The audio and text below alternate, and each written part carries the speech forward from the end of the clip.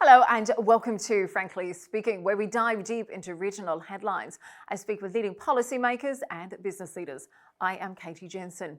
2 months after returning to the White House, President Trump has shocked the world with a series of major announcements, from aggressive DOGE initiatives to high tariffs, plans to relocate thousands of Palestinians from Gaza, to secret talks with Hamas.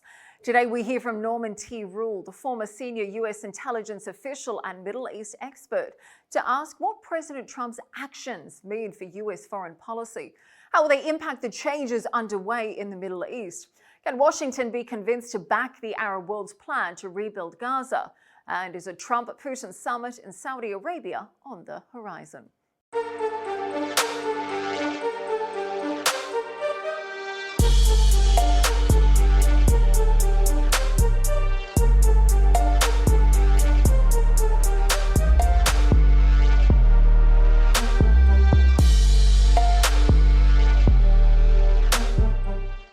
Mr. Roule, thank you for joining us today on Frankly Speaking. Always wonderful to have you on the show. Now, I want to ask you about the events unfolding in the Middle East in just a moment. But first, let's start by talking about US domestic policy. Now, frankly speaking, it feels difficult to believe that it's been just 2 months since President Trump has returned to the White House, given the wide range of quite surprising, often shocking announcements he continues to make. Tell me, what are your thoughts on the impact of some of his domestic policies so far, whether we're talking about the DOGE initiatives and the big cut in government spending, the huge tariffs he's introducing, not to mention how he's handled the US economy.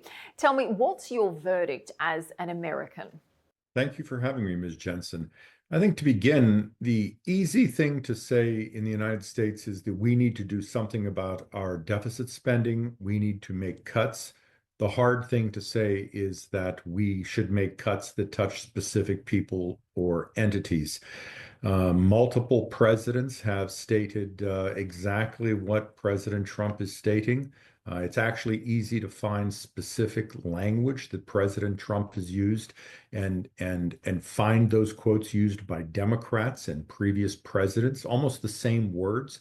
But when this is done in such a concentrated fashion, so quickly, in such a broad way, in such a blunt fashion, it has provoked considerable consternation. It has become a highly partisan issue. This has been overdue. The economic can has been kicked down the road far too long. This said, the president's popularity remains relatively strong outside of Washington. The cuts are seen as primarily a Washington issue or a partisan issue. We have yet to see impacts on the cuts outside of political circles. That there could be a change in that in coming months. It's too early to see that, and it's actually too early to see whether these cuts will produce the savings that the president and the DOGE team have claimed. But the short answer is the United States must do something about its deficit spending, and it must do something about the size of the public sector. I think that, obviously there's big concerns now, but I know many analysts are questioning whether a recession could be on the horizon. We've seen the S&P drop 10% in February. We've seen inflation is still high. Of course, Mr. Trump said he would tackle that on day one. We've seen the Fed Reserve keep rates unchanged. I know President Trump would certainly like that drop. So I think there's still big questions that remain from the economic side. But let's talk about some of his policies when it comes to a political level. Because, of course, one of the biggest surprises I think he made early on in his presidency has been the announcement to either permanently relocate or maybe temporarily displace thousands of Palestinians from Gaza, moving them instead to neighbors Egypt or Jordan. Now, this proposal obviously had huge backlash, huge condemnation from Saudi Arabia, many other Arab countries as well. Tell me, Mr. Roule, given your deep level of involvement and knowledge of politics in Washington, was there nobody out there that could have advised the White House that clearly this plan was never going to work? Well, let's start off with the glass being half full. We have a president of the United States in the earliest days of his administration who is showing that he is interested in the Middle East, interested in the Palestinian issue, and has devoted his senior most advisors to working that issue. I'm going to take that as a good start. The second issue is he is consulting routinely with regional partners to include Saudi Arabia, and that's always a wise move. He is also speaking with the Jordanians, the Egyptians, and that's also a smart step. The challenges that the president and Steve Witkoff have looked at the scale of the devastation in Gaza, and it is extraordinary. And truth be told, there has never been a reconstruction in the history of the world where 1.5 million people, which include thousands of militant armed gunmen, have stayed in place while reconstruction has occurred. It's just never happened.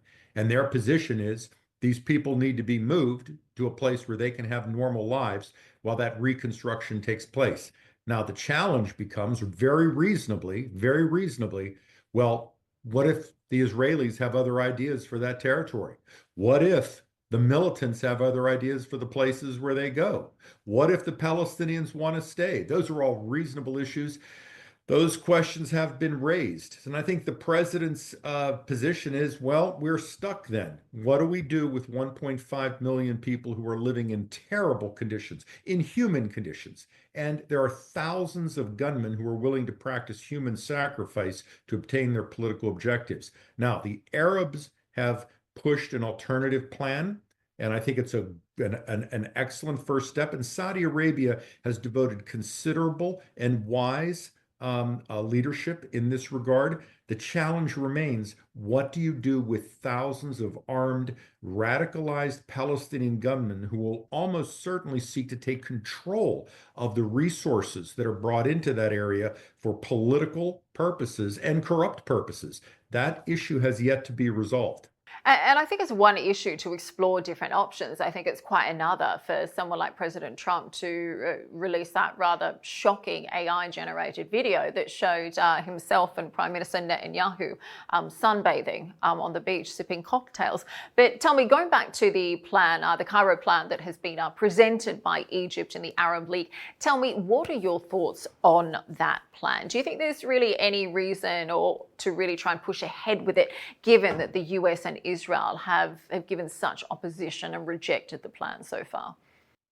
Well, again, start with the glass half full. We have multiple Arab countries who are showing wise and consistent leadership and are focusing resources and political attention on the political and humanitarian future of the Palestinian people. That should be applauded, and it should be endorsed, and it deserves international applause and resources. The challenge remains, how do we bring in a security element that ensures that Iranian proxies, who are terrorists, do not seize this opportunity to hijack this and, in essence, just recreate this problem all over again. We can't have a situation where billions of dollars of reconstruction aid are, in essence, hijacked by Hamas and then destroyed by Israel in a future conflict. I mean, frankly, nobody would want to put investment into that area, and nobody would want to think that the Palestinians would have a future in such an environment. So I think we have yet to resolve that problem, and that won't happen until we have a security force identified and populated by countries willing to put their personnel on the line. And I think there's a difference between exploring different options and then doing something like what President Trump did when he released that horrific AI video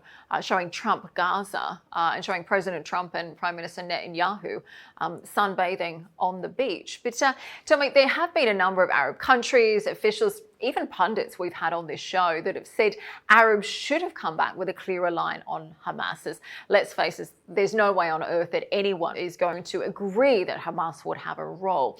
Tell me, do you think Washington would accept a revised plan if it was proposed without the Hamas element? Yes, but that is a challenge.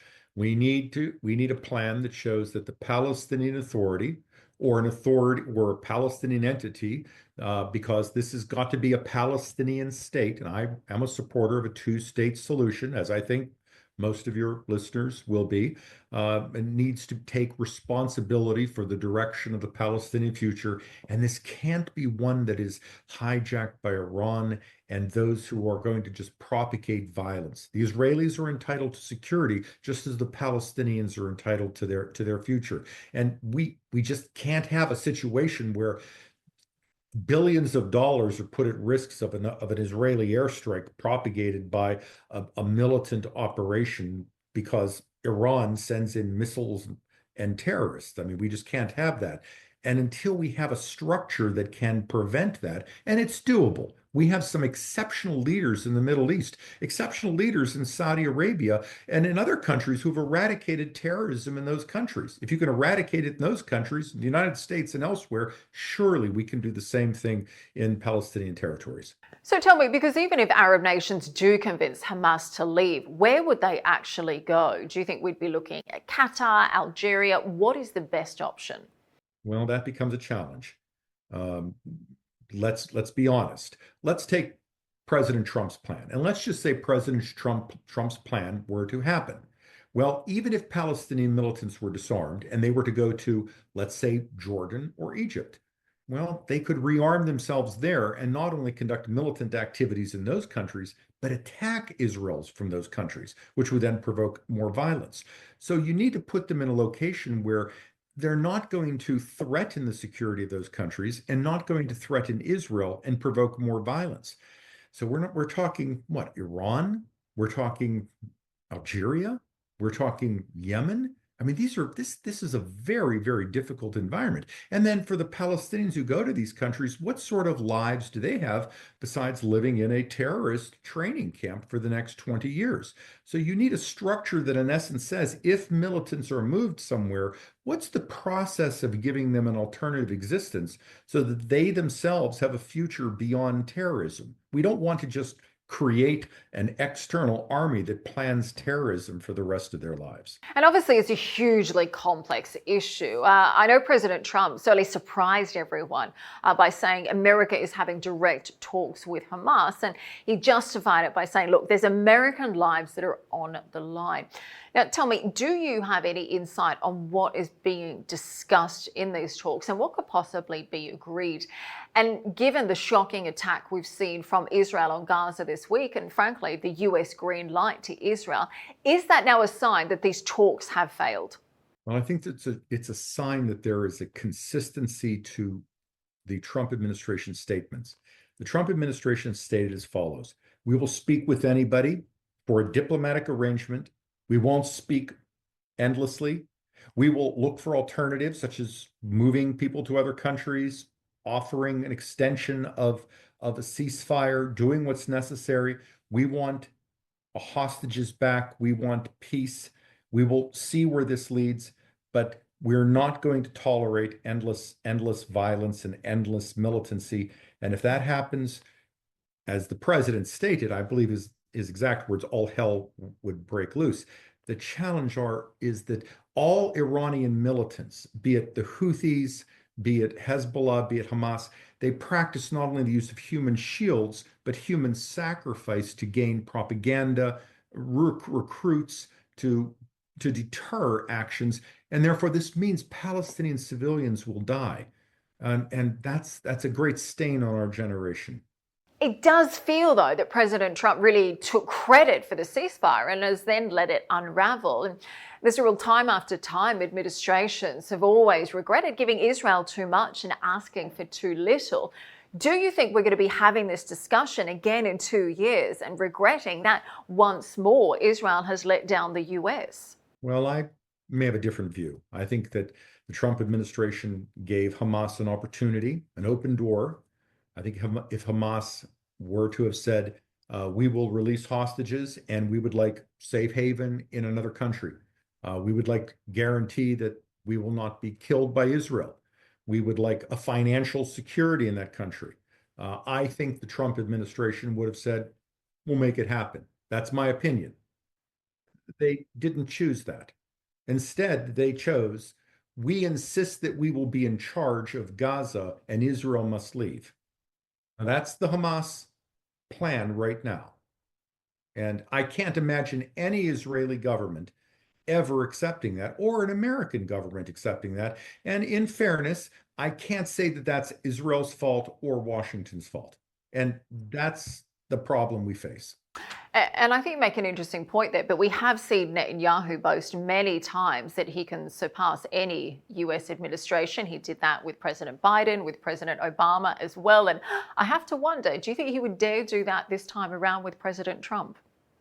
Israeli politics and Israeli relations with the United States over the decades that I've followed it, and that's more than 4 decades, have been complicated. We've had periods where Israeli leaders who have had very close relations with Washington have had very difficult relations and periods of defiance with Washington. And we've also had periods where American presidents who have vowed the strongest support of Israel have cut off financial support and weapon support for Israel out of anger over Israeli actions. So there is turbulence almost inevitably as part of our US-Israeli relationship.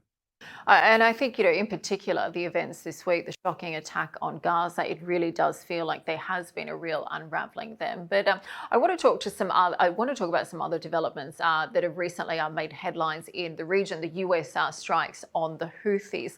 Now, as we recall, I'm sure it wasn't very long ago that the Biden administration actually removed the Houthis off the terror list. Now, clearly, they are now back on it. Tell me, do you think the Americans are in it for the long haul this time around? And I guess, in other words, do you feel that this is a one-off strike, or do you think that the US will continue to attack the Houthis until they are no more? The US policy certainly has changed.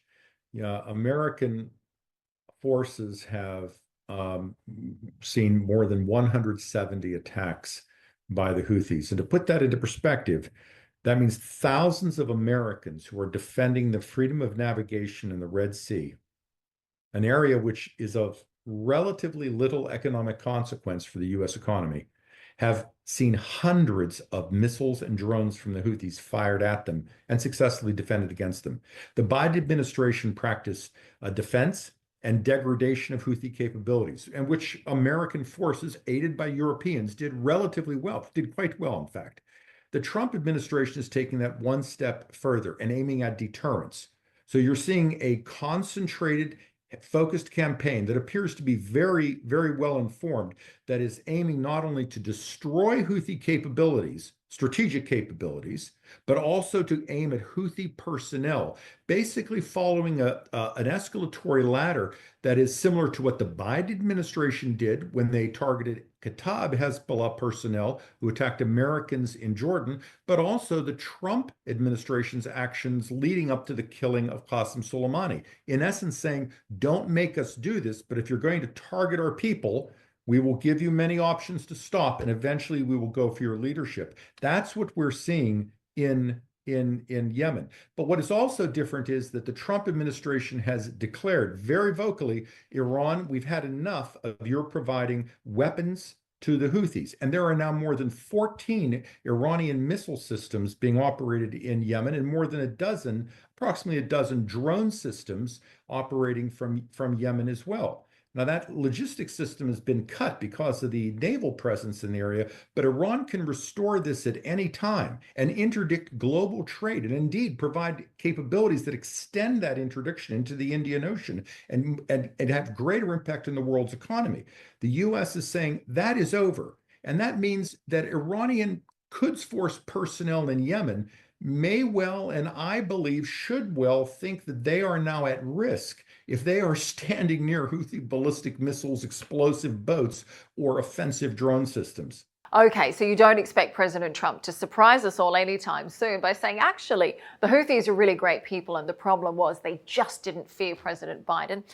Do you not think that the attacks really are a tactic to get them or the Iranians to negotiate? Because after all, flying state-of-the-art jets from Qatar and Bahrain is a lot more costly compared to the low-cost but high-impact weapons that the Houthis hold.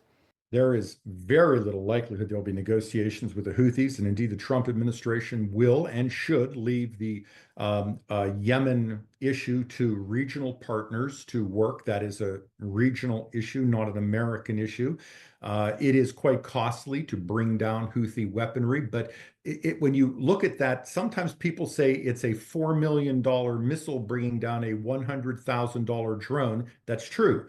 But the actual way of looking at that is it's a $4 million missile preventing a $100,000 drone from hitting a $1 billion ship. So that is true, but that's that calculus. And we have some significant regional impact. Egypt has lost $7 billion in 2024. Palestinian workers in Jordan who take care of thousands of containers of shipping have been unemployed. Sudanese humanitarian aid has been severely diminished because of Red Sea activity, let alone European goods have faced inflationary pressures, which have in some ways reflected on the American economy. So this is a serious freedom of navigation issue that does have economic and political consequences, and the U.S. playing its role, in part because we're the only world actor with naval capabilities that can do this. Europe doesn't have the same level of ships with anti-missile capabilities as the United States. We've got to do what we are capable of doing. Okay, so you feel this is a regional issue. You don't feel that the US is going to continue these strikes on the Houthis. Is that what you're saying? I'm saying Yemen is a regional issue, as it should be. Arab issues are for the Arab people to decide. But threats from Yemen, from Iranian proxies that touch the world's economy or target American ships, and we're saying 170 plus attacks on American shipping, that's now an American problem. And the Trump administration is saying we will handle that directly and sharply. And we're doing that at present with a way that I think is commensurate with Trump administration policy. I don't think there are any surprises here, and it's being handled in a way that is directed against Houthi capabilities and leadership that is proportional to the type of attack. And yes, we really have seen the role of Saudi Arabia really evolve as a major mediator these days. I know you are a frequent visitor to Saudi. Tell me, when we look at negotiations, how are the Saudi efforts to bring peace between Russia and Ukraine, how are they being perceived in Washington these days? Saudi Arabia's stature in the international community has dramatically changed in recent years. Saudi Arabia has always been an important global actor. It's always been an important location for international meetings.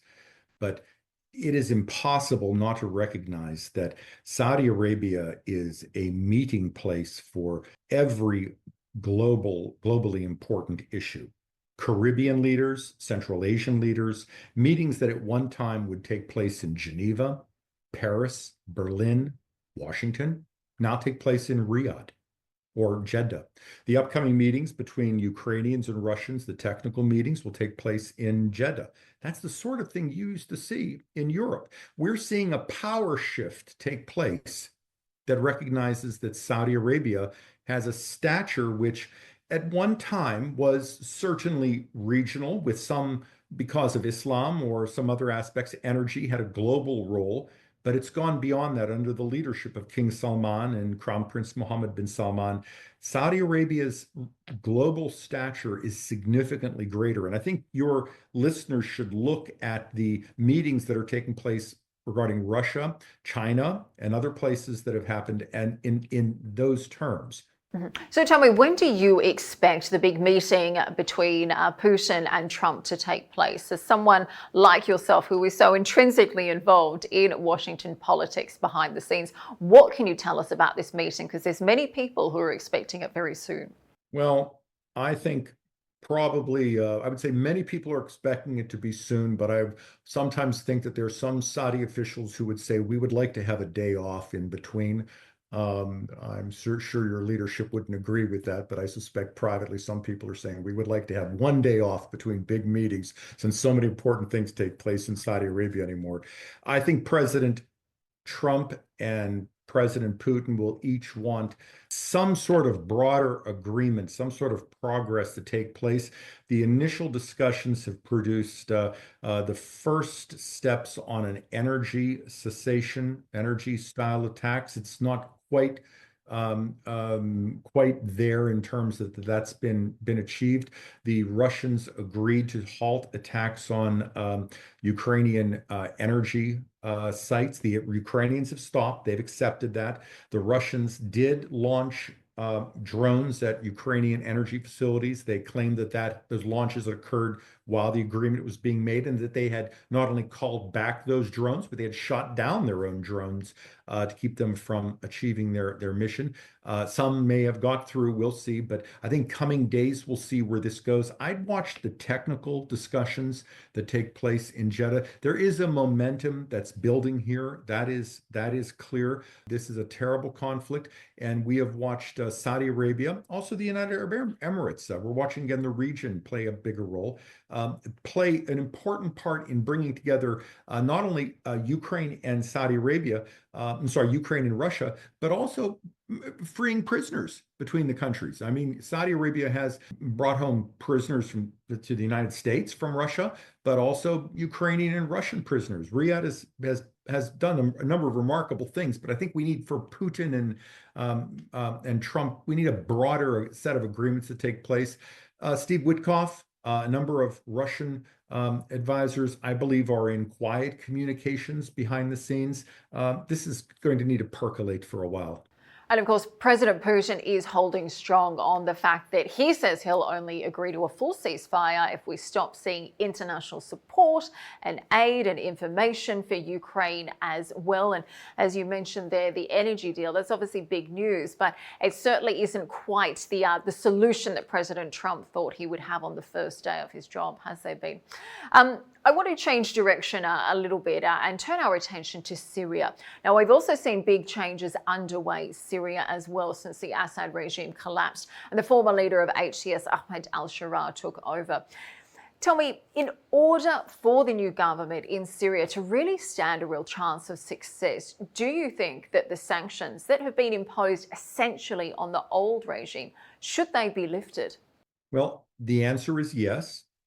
But at the same time, the new regime, which is led by people with dark backgrounds, needs to prove itself. It is attempting to do so. It is not a monolith in terms of its organization or its structure. Some of its people have pretty dark backgrounds.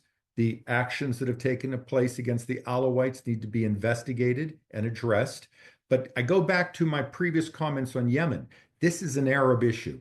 This is an example where we've watched Saudi Arabia and others, but Saudi Arabia, since we're speaking about the kingdom, play an important and profound role in shaping regional events. And the United States and the West need not to lead what happens with Syria, but to partner and to follow behind the leadership of the kingdom so that we are enabling the region to in essence, build itself. Now, we can help, the United States can help in making sure Israel doesn't complicate things.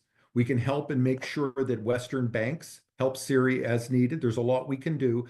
But in the end of the day, this has got to be an Arab solution to an Arab issue. Sure, but how do we bring about that local solution, even if it is from Arab governments, if those sanctions still remain in place? We know they can be easily imposed. And in many respects, it feels that without being able to do business or allow foreign governments to help, it feels like the new government in Syria's hands are tied in terms of bringing that stability and that prosperity that the people of Syria so desperately need.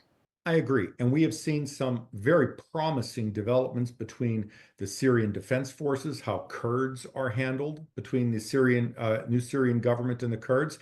And in some ways, this is again where Saudi diplomats, where Arab diplomats, where Syrian diplomats need to push this case with Congress, with the American media. Your important show, other voices need to make this case in the West so that people understand these developments. The challenge remains. There will be other voices who say, let's not forget the background of Mr. Ashara and HTS and the things they did in a different time. And the recent violence against the Alawites is a challenge. Now, we shouldn't also forget that the recent Syrian actions against Hezbollah are another significant plus in their direction. The The Syrians have shown strong actions against Iranian proxies, and Hezbollah's relationship with Syria has indeed been cut. Likewise, we've got Syria not allowing massive Russian bases in the region. And, this isn't a world where we should have massive Russian bases in that part of the world from the American standpoint. I see a lot of pluses, but I think whereas we shouldn't handle sanctions relief quickly, sanctions waivers should be provided, should be watched carefully across the board. Syrians should be encouraged to come home and provided with financial relief so they can return with resources to start businesses, to enable their families to thrive and build communities. And the West can be part of that. And your show and other voices should be encouraging that. And it feels like the scenario of the chicken versus the egg. In order to encourage Syrian residents to be able to return home, they need that stability, they need that security that potentially removing those sanctions would help bring about. But picking up on what you were saying just a moment ago about Hezbollah being significantly weakened, that has certainly been true in Lebanon as well. Huge changes underway, obviously, in recent months. Now, the US has a massive embassy there. President Trump has now appointed a new ambassador. I guess, do you see a grand scheme whereby America can really play a big role to be able to empower President Aoun and the Lebanese army to allow Lebanon to finally return to recovery? I do.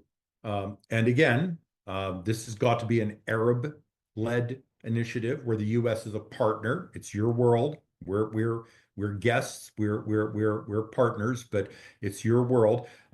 President Aoun has been saying and doing all of the right things, ranging from engagement with Israel, engagement with the West, how they're handling security, how they're pushing back on Hezbollah, how they're preventing Iran from bringing in cash, how they're handling their borders, how they're handling corruption. It's all positive. And the United States has shown at a time when we're talking about cutting resources in many areas, we have shown a commitment to resourcing the Lebanese armed forces and encouraging other partners to do the same because of their capability of providing security and stability in that country. Morgan Ortagus, who is the deputy of Stephen Witkoff, Morgan is a very smart, capable, sober person, has been working this aggressively, and I believe showing considerable progress.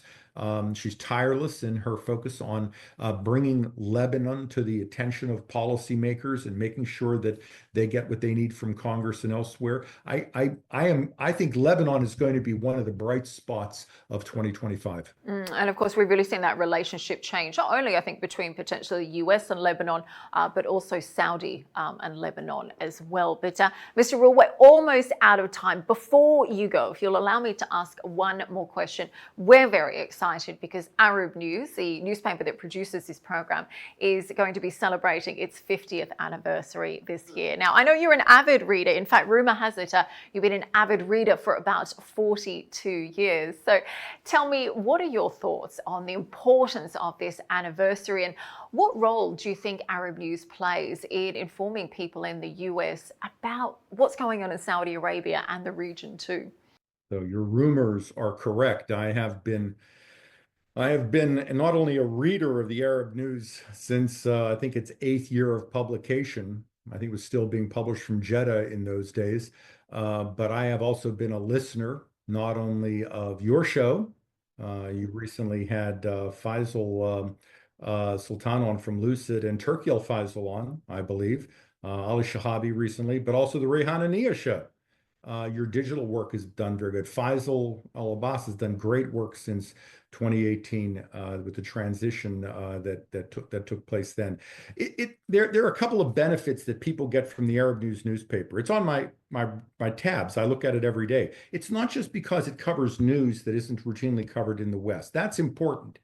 It provides a perspective on that news that allows me to say, this is how this information is being perceived by an enormous population. Not just Saudis, but the Arab world. So I'm already able to get a translation of how that information is being understood by a large part of the world. And then I'm able to take that information and I'm able to say, how is it being acted upon by policymakers in other parts of the world? your newspaper is now, your publications are now going out in Japanese, French, Urdu. I mean, what didn't wasn't it about 2018 also when you started publishing in Urdu? Yes, you're Um, absolutely I right. mean, that is Mm, extraordinary. So to mm. me, it's data, it's perspective, it's global reach, and I use that because I don't get that anywhere else. And then I'm able to then dive into the digital formats and the podcasts, and I'm able to get some more. I'm able to put a little more meat on the bone, some more perspective as I'm moving around and doing yard work and just walking through the house. Your show is playing on my cell phone as I'm walking around. So I have to thank you for that and encourage your listeners to really dive into all of this rich source of material because you're not going to find this anywhere else in one place. Mr. Rule, thank you so much for joining us today. Always a pleasure having you on the show, and thank you for sharing our insights. And look, here's to another 42 or even 50 years of being an avid reader of Arab news. So thank you again. My pleasure. I'll be reading, I'll be listening.